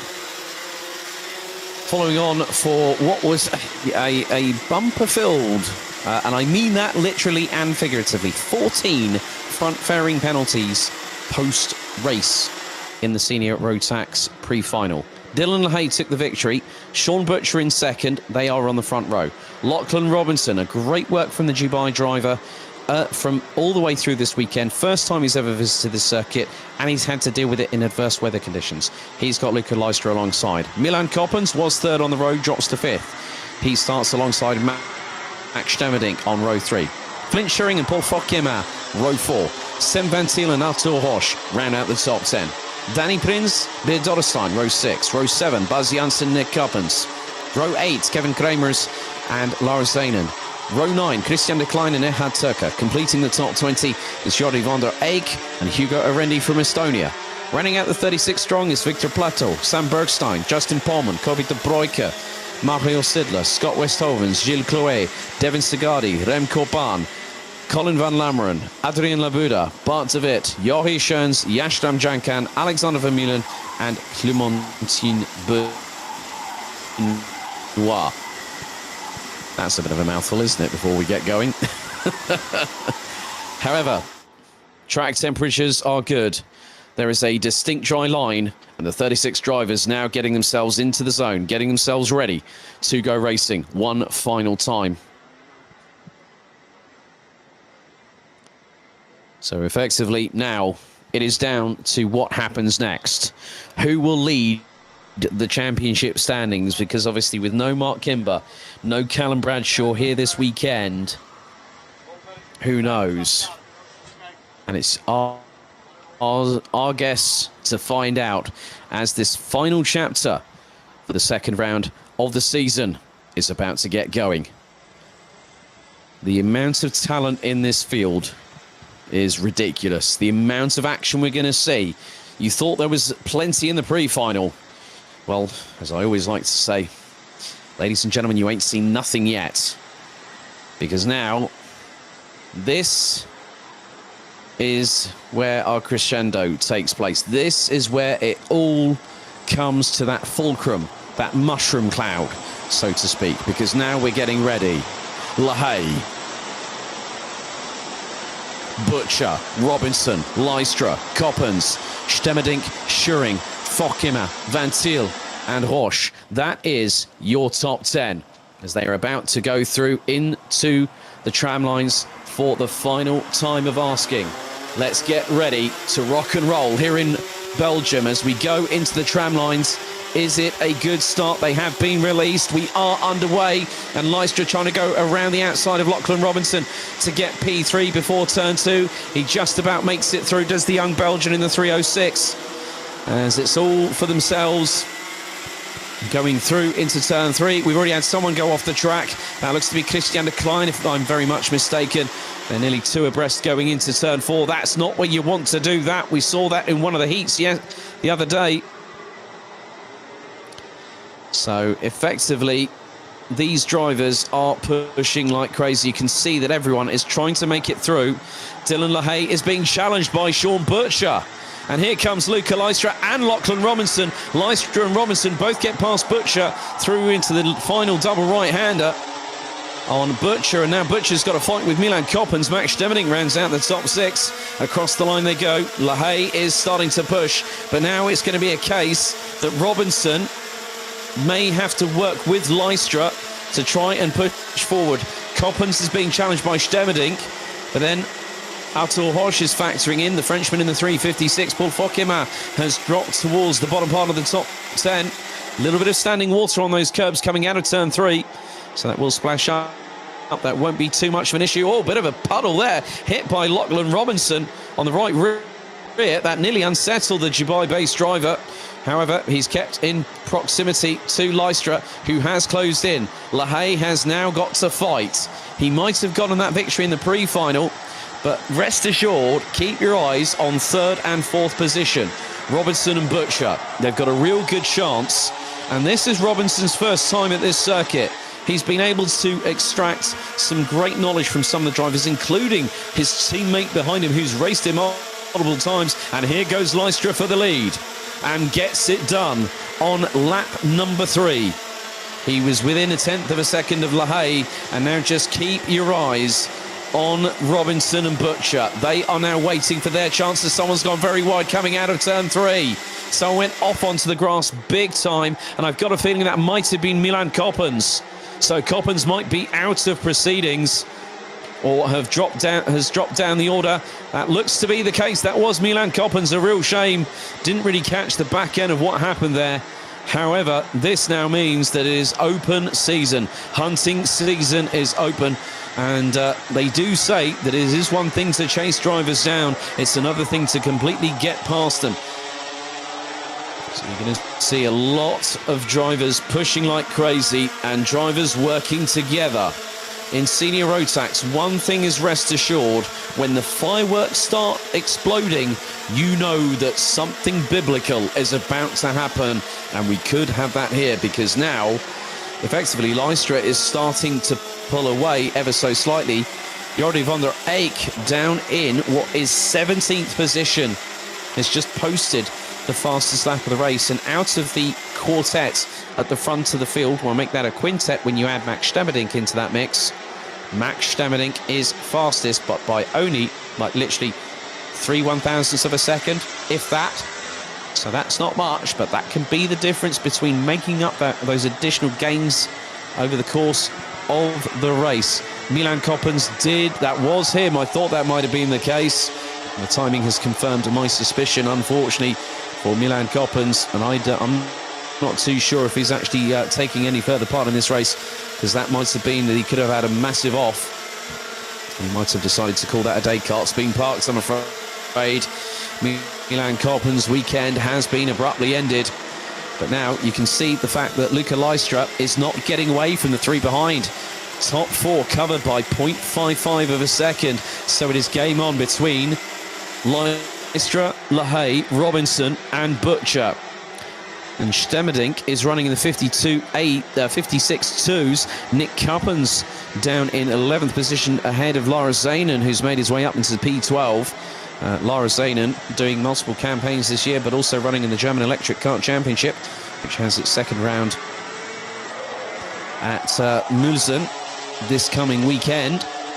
And he'll be one of 14 or so drivers, quite a few that have actually raced in this championship, including young Luxembourger Maxime Forhon-Castellat, who's been running in OKJ as of recently, running in OK class as a junior. And Robinson has now ended up behind Butcher, so Butcher has now taken point guard, as they would say in basketball. And here comes Lars Zanen trying to get up the inside of Nick Coppens, going into the 90 left at turn 4. But Coppens was not letting him get through. And now Max Stemmerdink has joined what was a 4-way scrap for the lead and the victory. It is now effectively a 5-way scrap at the front of the field. And they've got to just keep on they've just got to keep their wits about them, because you've got to look for who's behind. Arthur Horsch, Beard Dorrestein, Paul Fokkema, Senfantil looking pretty racy in 9th place. 10th position, Danny Prins. Milan Coppens has unfortunately retired from the race, as will do very shortly. Looks like Gilles Clouet and Remco Bahn have also decided that it's just a case of getting an early shower, rest up, come back another day and start fighting once again. Christian de Klein in the meantime has dropped down, way down the order. Could he be the next casualty on this list? Well, we've got just over 7 minutes, well, just under 7 minutes of this race still to go. Robinson has just set a personal best. Lystra's the fastest one out there after lap 5. He set a 56.155, but Dylan LaHaye is just waiting, biding his time. He's not a 2019 champion of this series for nothing. But you've got the likes of Sean Butcher, who replaced him as champion when LaHaye was out for 2020 with an injury to his back. But LaHaye has come back firing on all cylinders. And that is Ehad Turker, I'm afraid. The 308 from Bouvin Power retires on the circuit. Gilles Clouet has retired. Remco Bahn now also retired.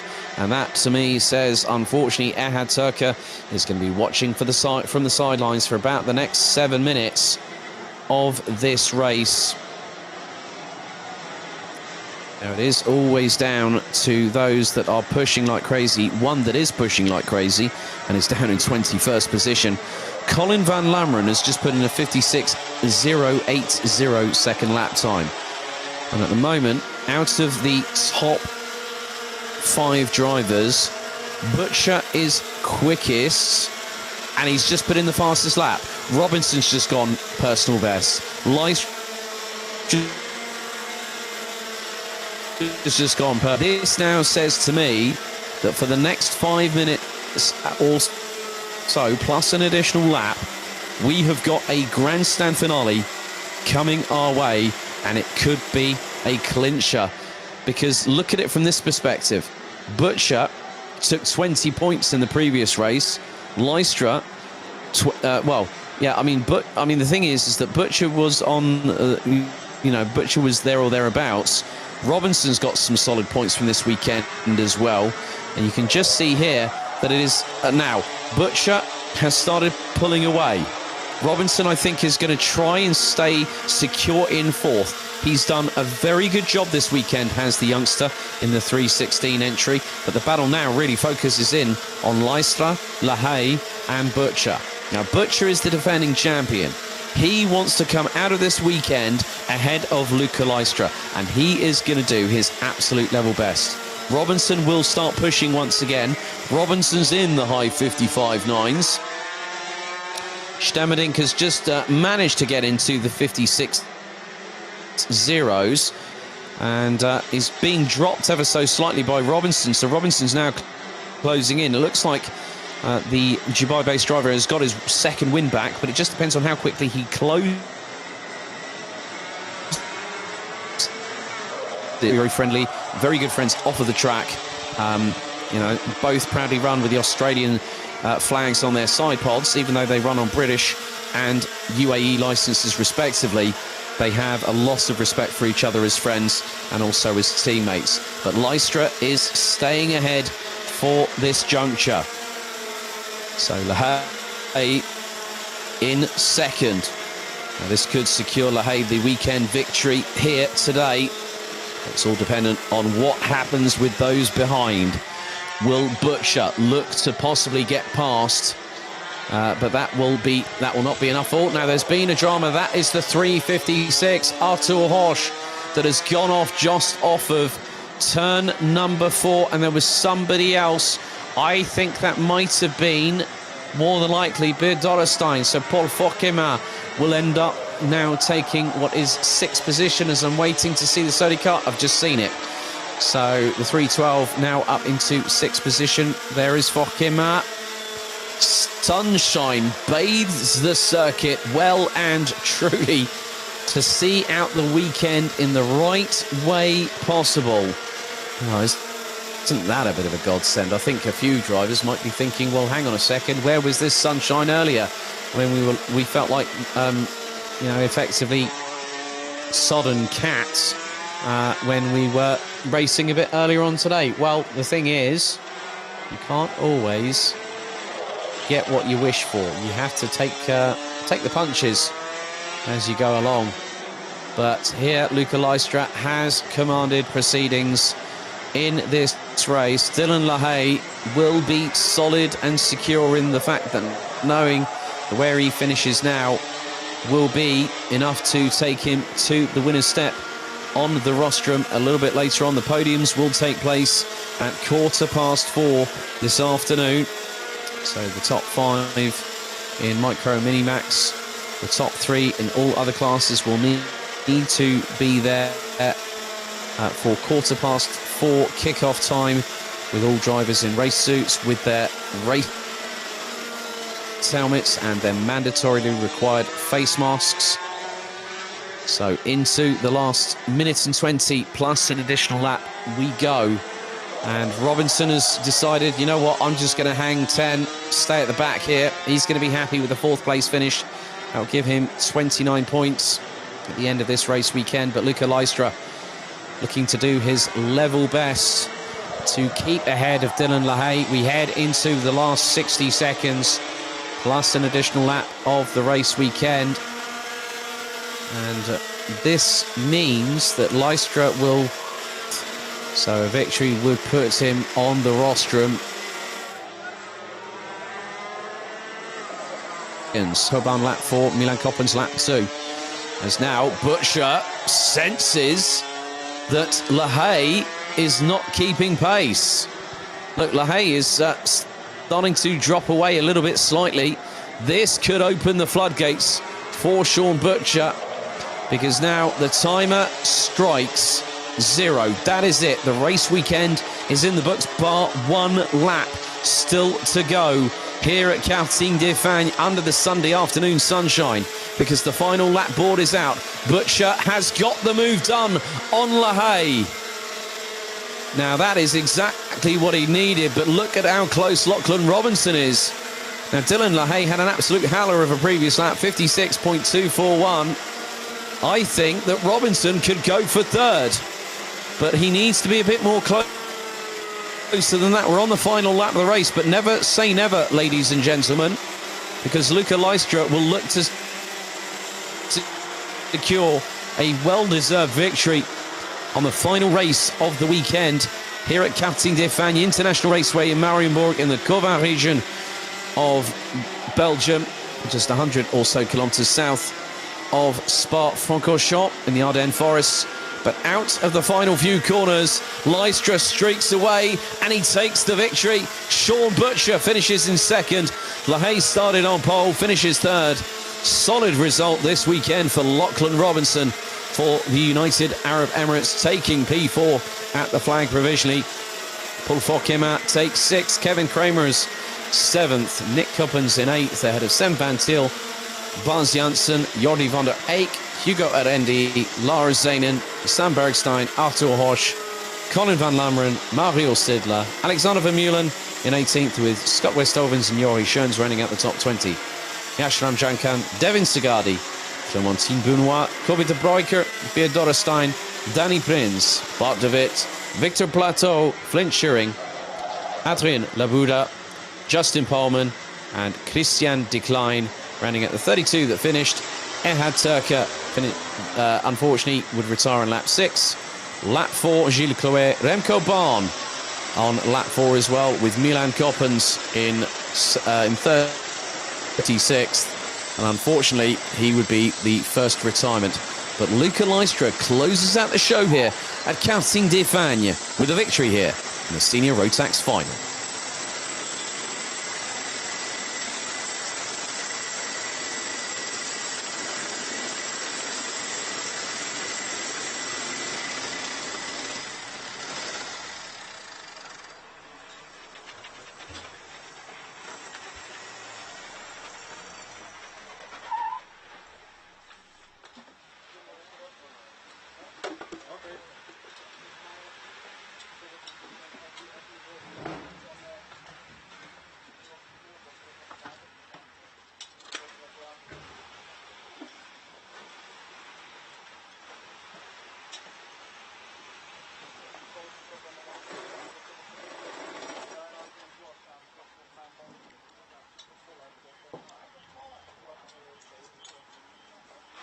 Well, that is it for 24 races of the second round of the championship for the 2021 BNL Karting Series season. Right, podium celebrations get underway at 4:15 this afternoon. 4:15 this afternoon. That will be in approximately half an hour's time. And we'll make the relevant call-outs as to which drivers are required. So those drivers that will be required will have to wear the following. They'll have to have their helmet with their race helmet with them, wear their race suit, and also the mandatory face mask as well. It will be top 5 for Micro and Minimax, top 3 for Junior, Senior, DD2 and DD2 Masters. I will be back just before quarter past 4 this afternoon local time when we welcome our weekend winners here at the second round of the BNL Karting Series season at Karting d'Espagne here in Mariembourg.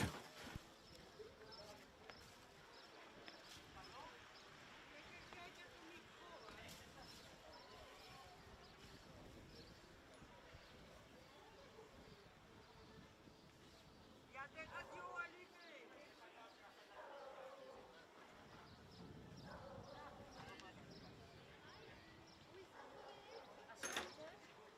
Ja, maar niet helemaal op plaats ligt. Ja, we gaan helemaal weer moeten bijbenen. Ja.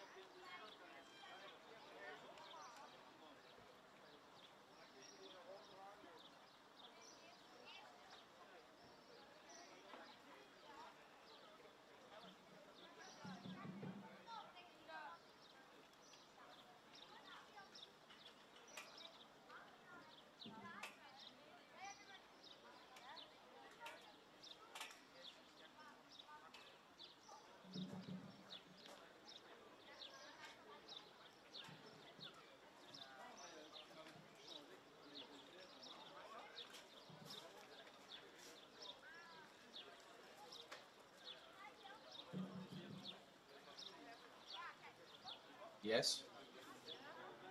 Okay, cool. Good afternoon, ladies and gentlemen. Hello, it's Alex, your series commentator, courtesy through the wonders of modern technology. We're going to go through the podium presentation for today. And we're going to go and start off with our Micromax drivers. So we will be giving out trophies for the top 5 here this weekend. And in 5th position, with a total of 58 points, number 24, Vic van Kampenhout.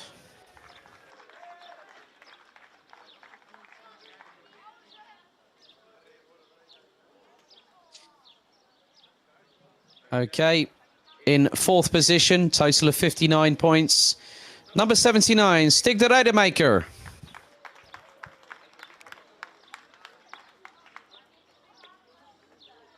In 3rd position, a total of 61 points, number 27, Laurens de Kock.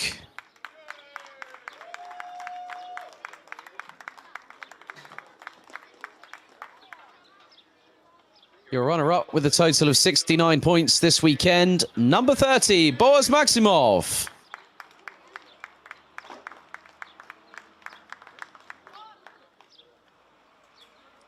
And your weekend winner, and also picking up an international ticket for the an international trophy ticket for Le Mans later on this month, with 86 points, the number 48, Tom Pappenberg.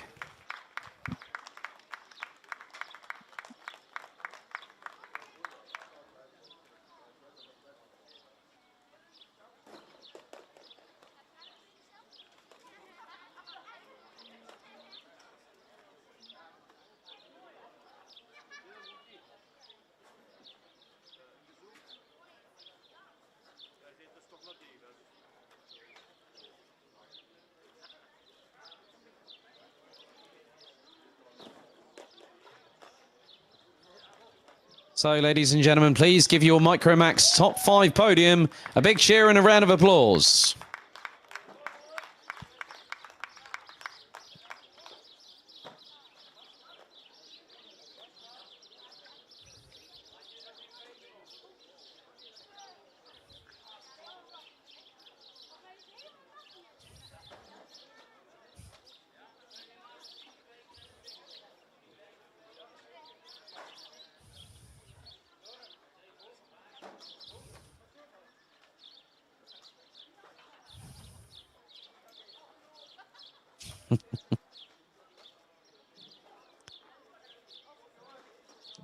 So, thank you very much to our Micromax podium there, our top 5. So, congratulations to them. Some great racing in the class this weekend. So, please give them a round of applause, ladies and gentlemen.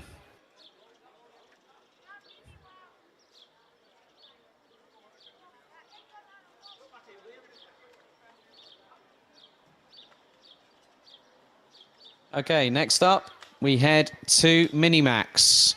5th place, a total of 50 points over the course of the weekend. Number 182, Dave Stevens.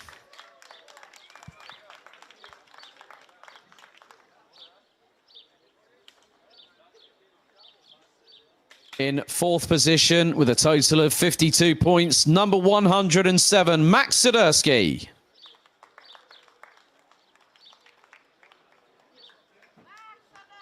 Number 198, Lawrence Herbos.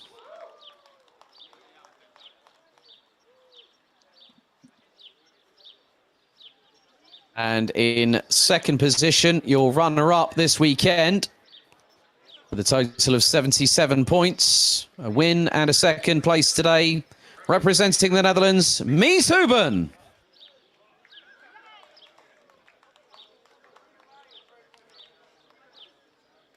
And also, our race winner, it's been a nigh-on-perfect weekend. 3 victories in a 2nd, representing Belgium. 95 points to 196 of Matej Radenkovic.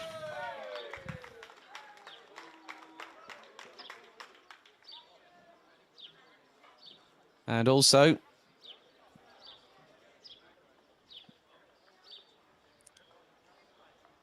Okay, so we're just waiting because Mateo Denkovic, along with his first place trophy, will receive a ticket to race in just over 3 weeks' time at Le Mans for the Rotax Max International Trophy. Well done, Proficiat Mateo.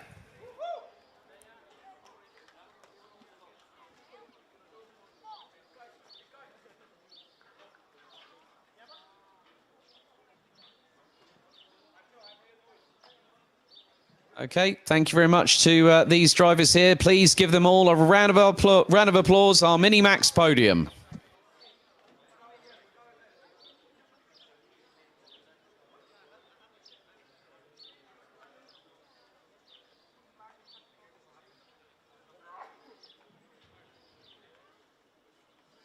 Next up, Junior Rotax. Third position, a total of 64 points, which includes 2 second-place finishes, representing the Netherlands, the 242, Matti Sturlo.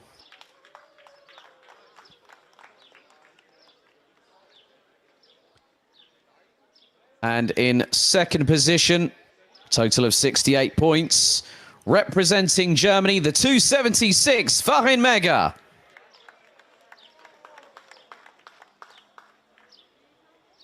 And what a weekend it's been for this young driver. A total score, a maximum 100 points.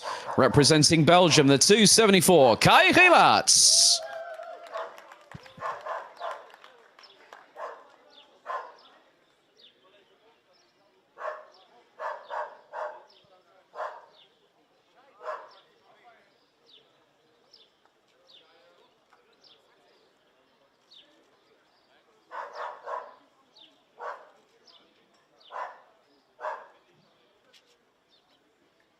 So, ladies and gentlemen, please give a round of applause for Matthias Turlo, Farin Mega, and your Junior Road Tax weekend winner, Kai Gielaerts.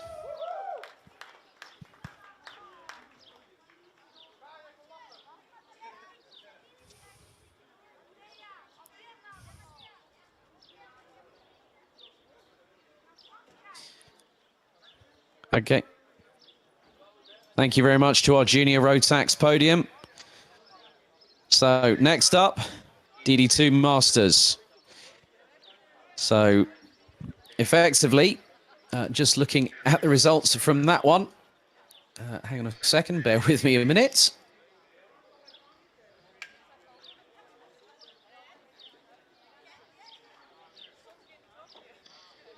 So, DD2 Masters. In third position, a total of 63 points from Belgium, the 530 of Tom de Serre.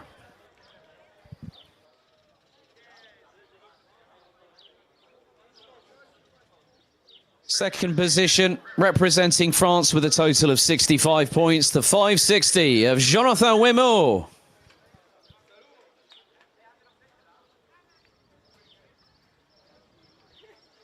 And also, your overall race victor, another driver to score a perfect weekend.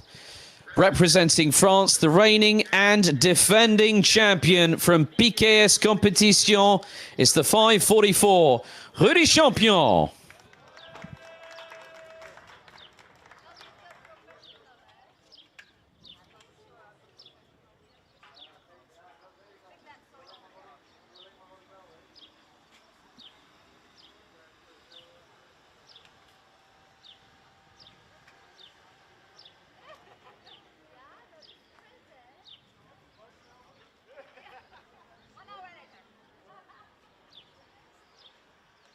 So, ladies and gentlemen, a round of applause for Tom de Serre, Jonathan Wimaux, and your weekend winner, the reigning defending champion in DD2 Masters, Rudy Champion.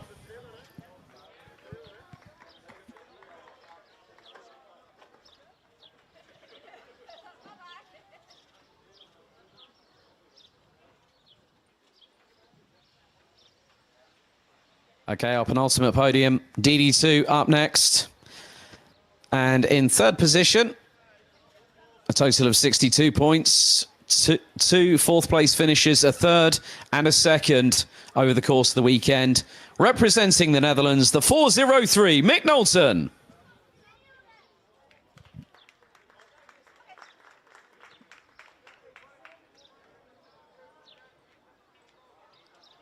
And in second place, your reigning and defending champion, representing Belgium, scoring 79 points, the 401 of Glenn van Parijs.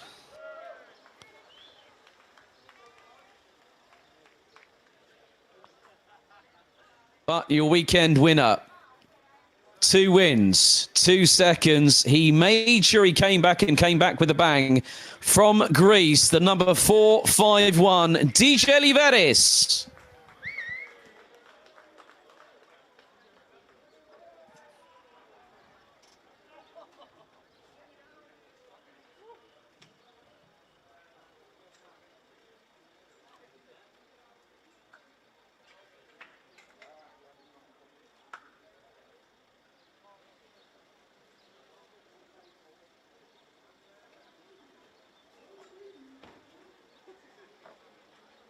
So there we go. Please give a round of applause and some congratulations to Mick Knowlton, Glenn van Parijs, and your DD2 weekend winner, DJ Liveris.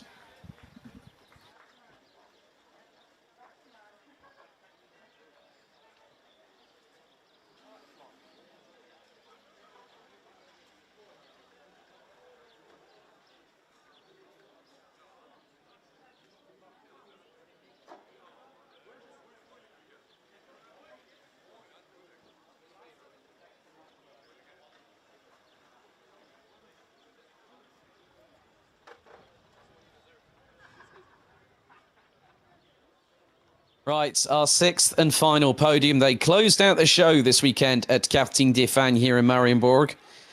So, 3rd place, a total of 38 points after the pre-final and the final today. He took the victory in the final, representing Belgium, the 307, Luca Leistra.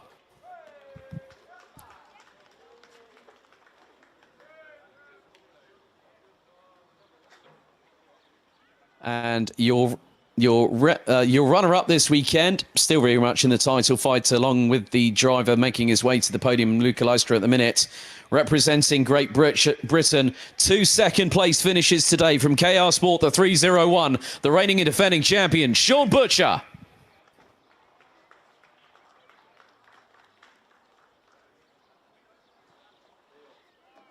And your weekend winner by just 1 single point.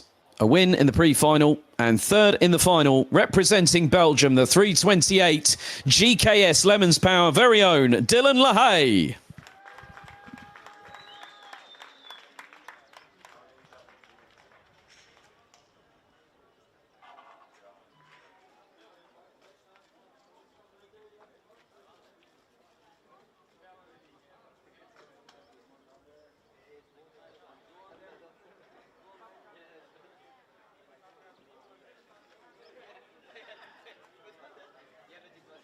So, ladies and gentlemen, give your senior road tax podium, Luca Leistra, Sean Butcher and Dylan LaHaye, a big round of applause and a huge cheer.